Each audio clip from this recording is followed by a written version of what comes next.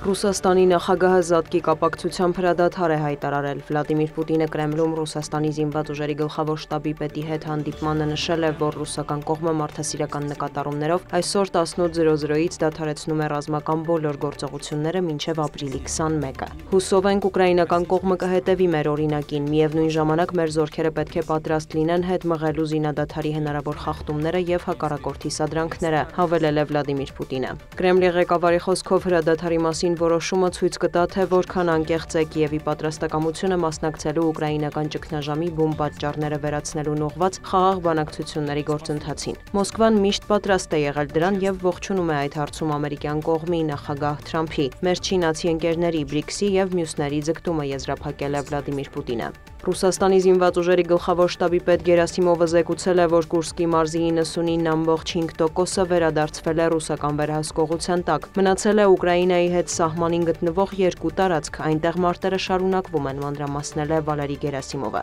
Նա հավելել է, որ Բելգորոդի մարզում եւս ուկրաինական սակավաթիվ ուժեր կան, որոնք աստիճանաբար հետ են մղվում։ Ռուսաստանի պաշտպանության նախարարությունից էլ տեղեկացրել են, որ Մոսկվան եւ Կիևը գերիների փոխանակում են իրականացրել 246-ը 246-ի դիմաց։ Նաև Ռուսաստանը Ուկրաինային է փոխանցել 31 վիրավոր ռազմագերու, իսկ Ուկրաինան Ռուսաստանին վիրավոր 15 ռուս զինվորականի։ Փոխանակումն իրականացվել է Արաբական Միացյալ Էմիրությունների միջնորդությամբ։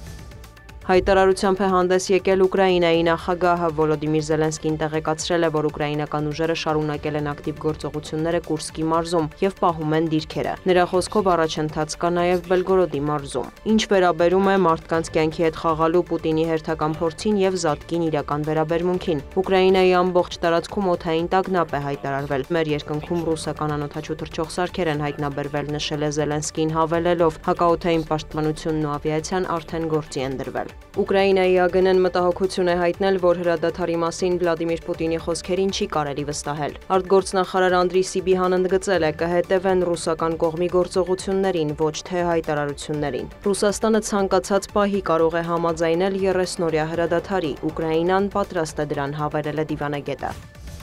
Հռոմում Օմանի դեսպանատանը տեղի են ունեցել միջուկային գործարքի շուրջ Վաշինգտոնի եւ Թեհրանի պատվիրակությունների անուղղակի բանակցությունները։ Իրանական թիմը գլխավորել է արտգործնախարար Աբբաս Արաղչին, ամերիկյանը Դոնալդ Թրամփի հատուկ բանագնաց Սթիվ Ուիթկոֆը։ Իսլամական Հանրապետության արտգործնախարարը հայտնել է, որ կողմերը փոխըմբռնման են հասել միջուկային հնարավոր համաձայնագրի սկզբունքների եւ նպատակների շուրջ։ Ապրիլի 23-ից Օմանում կմեկնարկեն տեխնիկական խմբերի բանակցությունները, ինչից հետո կշարունակվի Թեհրանի եւ Վաշինգտոնի թիմերի միջև քննարկումների երրորդ փուլը։ Այսօրվա հանդիպումը կառուցողական էր եւ արդյունավետ, առաջընթաց է գրանցվում, նշել է Աբբաս Արաղչին։ Բանակցությունների նախորդ փուլը տեղի էր ունեցել Օմանում, կողմերն ընդգծել էին երկխոսության եւ դիվանագիտության կարեւորությունը։ Այնուհանդերձ ԱՄՆ նախագահը չի բացառել, որ գործարքի ձախողման դեպքում Իրանի դեմ կարող են ռազմական գործողություններ ձեռնարկվել։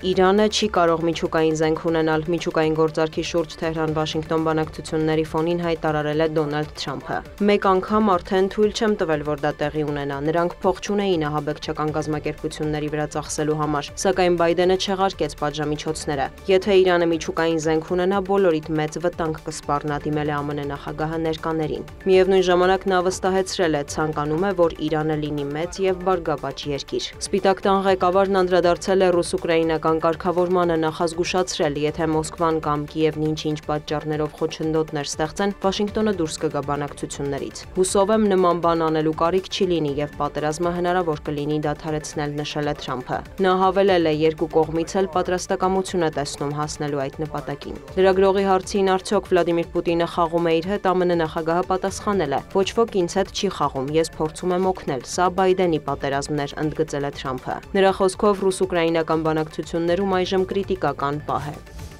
Հայաստանի եւ Ադրբեջանի միջև կարգավորման պատմական հնարավորություն է ստեղծվել, հայտարարել է Ադրբեջանի արտգործնախարարը։ Նա համոզմունք է հայտնել, որ Բաքվի եւ Երևանի միջև ուղիղ բանակցություններն առկա խնդիրների լուծման ամենաարդյունավետ մեթոդն են։ Ջեյհուն Բայրամովի խոսքով խաղաղության համաձայնագրի տեքստի վերջնականացումը Հայաստանի եւ Ադրբեջանի ջանքերի արդյունքն է։ Փաստաթղթի ստորագրումը կլինի խաղաղության գործընթացի եզրափակիչ փուլը, նշել է դիվանագետը։ Միևնույն ժամանակ Բայրամովը կրկին մեղադրել է Հայաստանին իբր Ադրբեջանի նկատմամբ նկատմամբ տարածքային պահանջներ ունենալու համար։ Նա նաև ընդգծել է ԵԱՀԿ Մինսկի խմբի լուծարման անհրաժեշտությունը եւ մեղադրել հայկական կողմին դրանից իբր հրաժարվելու համար։ Մինչդեռ Երևանը բազմիցս հայտարարել է Մինսկի խմբի լուծարումն ու խաղաղության պայմանագիրը միաժամանակ ստորագրելու պատրաստակամության մասին։ Բայրամովն անդրադարձել է Բաքվու-Վաշինգտոն հարաբերություններին, հույս հայտնել, որ Թրամփի օրոք դրանք կբարելավվեն։ Նա մեղադրել է Բայդենի գլխավորությամբ նախորդ վարչակազմին հայամետ դիրքորոշման համար։ Ռուսաստանի հետ հարաբերություններն էլ Բայրամովը որակել է լավ։ Կան ոլորտներ, որոնց շուրջ կարող ենք տարաձայնություններ ունենալ, բայց միշտ բաց խոսում ենք դրա մասին, հավելել է նա։